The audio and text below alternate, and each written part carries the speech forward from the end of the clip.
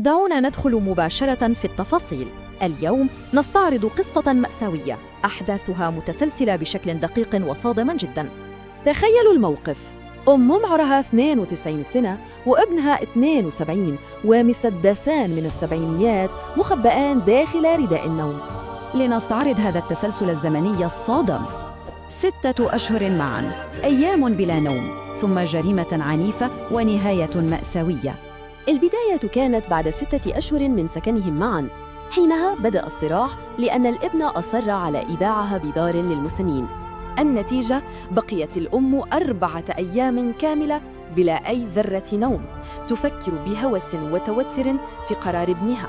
السلاحان المخبئان كانا هدية قديمة من زوجها الراحل، وللأسف أصبح الأداة الرئيسية في هذه المأساة. في صباح 2 يوليو وضعت السلاحين في جيبها ومشت بكل هدوء نحو غرفة ابنها.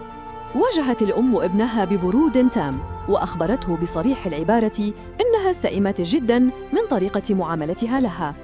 فجأة وبدون مقدمات سحبت المسدس وأطلقت النار. سقط الابن قتيلاً بإصابات مباشرة في الرقبة والفك. تخيلوا المشهد: انحنت ببرود لتتأكد من توقف نبضه، ولما تأكدت وجهت السلاح فوراً نحو صديقته. صديقته نجت بأعجوبة. لقد صارعت العجوز وتمكنت من تجريدها من السلاحين، ثم هربت للاتصال بالطوارئ.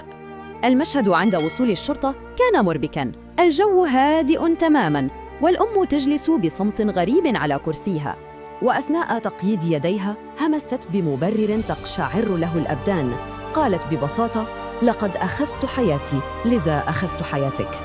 الغريب في الأمر، ورغم نيتها السابقة لإنهاء حياتها، لم تظهر أي ذرة ندم أثناء التحقيق.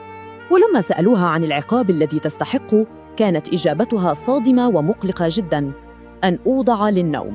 في النهاية أغلق الملف للأبد. توفيت الأم بمستشفى السجن قبل أن تقف أمام المحكمة أصلاً.